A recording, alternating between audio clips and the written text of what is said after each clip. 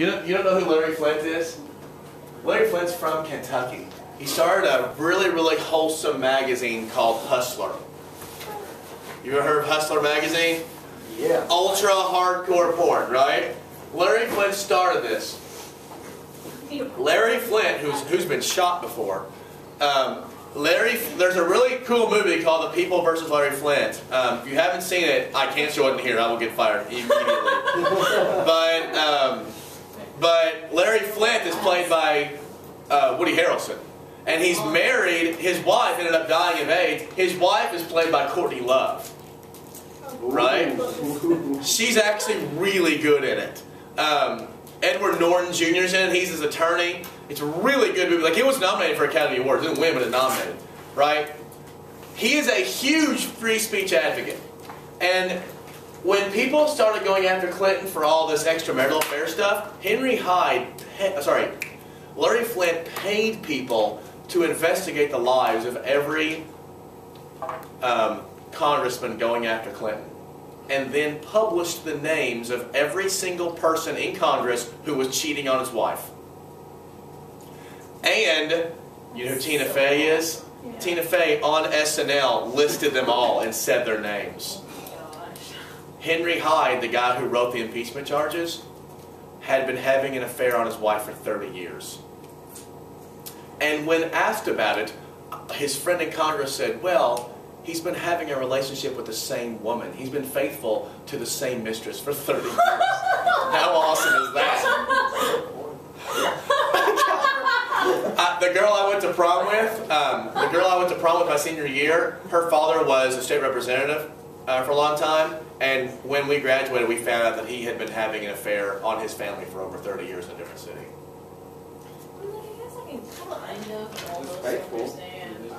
No! Cheating is cheating, Mary! The cheating on your wife part, but... Miles, I hope you're getting all this. Alright, Miles' face was like... Remember, he's a guy, he gets to do what he wants. I'm the one who has to live at home. I don't know. He's the one who gets to have 3 Where are we? So anyway, Monica Lewinsky came out of... More understandable. Monica Lewinsky came out of an investigation called Whitewater. The Whitewater investigation. Now, during Clinton's administration, a lot of weird things happened, and he was charged. There was always some kind of gate coming, you know, like there was a thing when, early on in his travel office. It was called Travelgate because where were funds going for traveling, and the Republicans were always trying to snip at him. Whitewater was a land deal that he had made in Arkansas, he and his wife. And the deal looked kind of suspicious because he was governor, and did he get put next to some people who had some influence. In the end, by the way, Whitewater, he lost money on it. I've never seen someone be investigated for something they lost money on. It wasn't like he made millions of dollars. He literally lost money. But this investigation of Whitewater went on for years, and it cost the government tens of millions of dollars. And it was led by a guy named Ken Starr. Ken Starr was the special prosecutor put in charge of investigating Clinton. He was a Clinton hater. I mean, hater. And while they were doing depositions for Whitewater, they had heard that Clinton had had an imbroglio, perhaps, with this intern named Monica Lewinsky. She was 21 at the time of the alleged affair. And they interviewed her, and they asked about the sexual relationship between the two, and she admitted that she had had an inappropriate relationship with the president at the White House. And there it starts. Clinton came out, and I'll show you the tapes tomorrow, said, I did not have an affair with that woman, Monica Lewinsky. And the thing was, the big question was sexual relations. Congress defined sexual relations. The fact that I'm going to be talking about this on tape is fine. What does sexual relations mean? Well, he said, I did not have sexual relations with that woman, Monica Lewinsky. Well, he went on trial, like Clinton got deposed. And they said, did you have sexual relations with this woman? He said, no. And they said, is what you did with Monica Lewinsky considered sexual relations? And he goes, famously, which is the best line ever, he said, it depends on what your definition of is.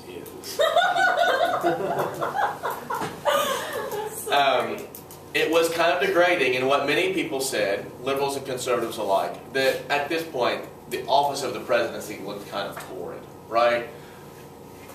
You know, a 21-year-old chick in the White House, stuff happening in the Oval Office, right? This isn't really presidential.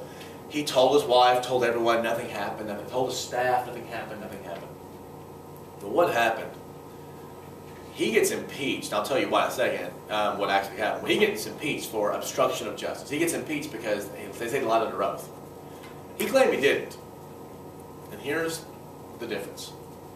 Based on what the congressional version of what sexual relations is, he argued does not fall under the purview of what he and Monica Lewinsky did.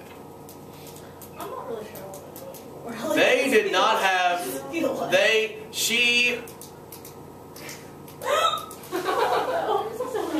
and him did not have sexual intercourse. They had a different sort of relationship.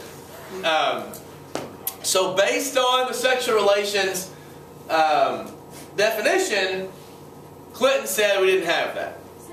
But he kept telling his wife nothing at all happened. Kept telling his staff nothing at all happened.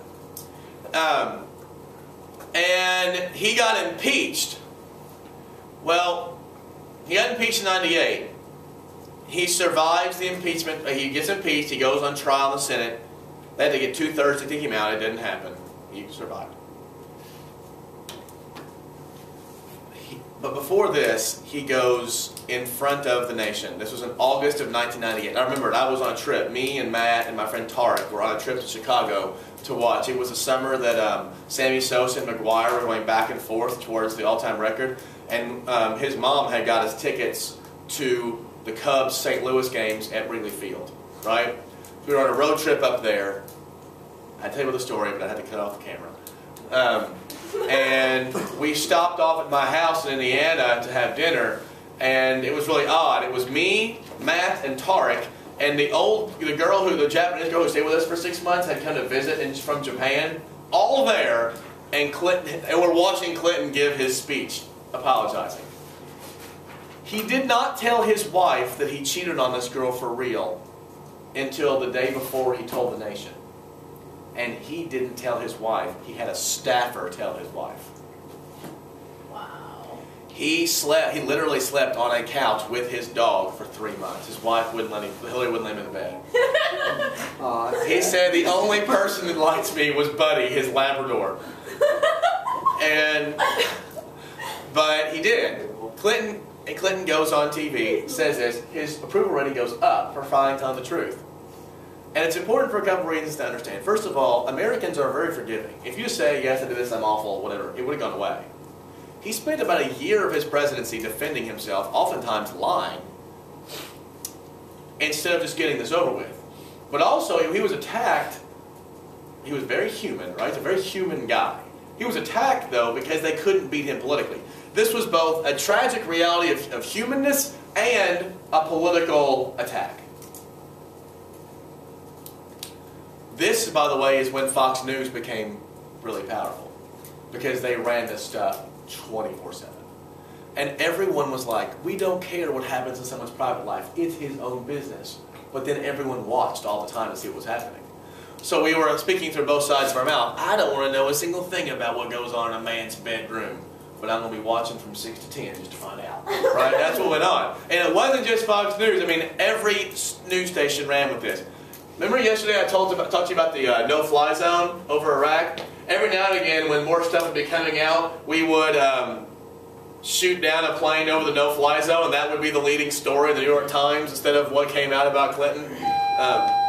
At this time, we need the juniors, last names beginning D through F, that have not advised, and you must have your ILP completed. Report to Okay, so Clinton's administration comes to a close.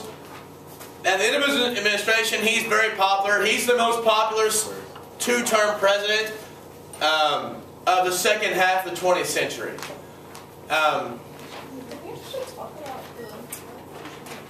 The what? We didn't talk about him being reelected, but I guess. He got reelected against Bob Dole. It was not particularly close. He got 50%, and percentage-wise, it wasn't that far. But just in terms of electoral votes, it wasn't that close. He was able, because he's Southern. He took several Southern states. He took Tennessee. He took, because of where we're from. He took Arkansas. He took Florida both times. Kentucky was a huge Clinton state. Kentucky went Democrat 2 times in a row. So if you're a Southerner, if you can take half the Southern states and you're a Democrat, you're winning, right? So the 2000 election rolls in, and Al Gore is nominated to become the vice presidential candidate, and Bush becomes the Republican nominee over a very hard-fought campaign against McCain. I voted in the primaries for a guy named Bill Bradley, who many of you guys, if you know anything about basketball, might know. Bill Bradley played for the Knicks. He was an All-American at Princeton. He was a Rhodes Scholar. Think about that. He was an All-American in a sport and a Rhodes Scholar at the same time. That's ridiculous. Yeah, he is a ridiculous person. And he was a senator for a long time. He was a very, very impressive senator, and then ran for president, and I was psyched about him. I was not psyched about Gore. In fact, that was the election where I voted for Du Bois, because I thought Du Bois could do a better job dead than Bush or Gore could alive. So I wrote in Du Bois. Who gets to read the write-ins? I don't know. I always thought, okay, one for Du Bois. Du Bois. Dubois. And so anyway, Bush calls on. It was the lamest election ever, because the economy was doing so well. Nobody wanted to none of the ideas were bold, right? Bush ran on the, if you elect me, I'm going to cut your taxes. We're running these huge surpluses now. Let's give some of this money back to the American public, right? It's your money. His phrase was compassionate conservatism, which right off the bat makes it sound like regular conservatism is evil, right? I mean, you're kind of, so it was compassionate conservatism. Gore's was even worse. Cautious optimism. Who says It makes that? no sense. I'm going to be optimistic, sort of. I think blind. Gore's biggest thing he ran on was, all these surpluses we're running, we're going to make sure that Social Security is good for the next bajillion years. He called it his lockbox. SNL got a lot of kick out of that. Lockbox. And the funny part about it is Gore actually is funny, likable. During the campaign, he was very robotic. He also did not want Bill Clinton to go and campaign for him, which is stupid, because Bill Clinton is the best campaigner ever. You saw, I mean, he helped Obama win this last election. He turned the tide. His speech at the convention won it. But he thought he was not nice because Clinton, you know, all that kind of weird stuff. And Gore was very uptight. He wasn't a womanizer like Clinton. And the election got really close. Gore did nominate Joseph Lieberman to be his vice presidential candidate, first ever Jewish vice presidential candidate. And obviously Bush chose Dick Cheney. Bush chose Cheney because Bush was seen as kind of a neophyte. He wasn't seen as having a lot of strong foreign policy backing.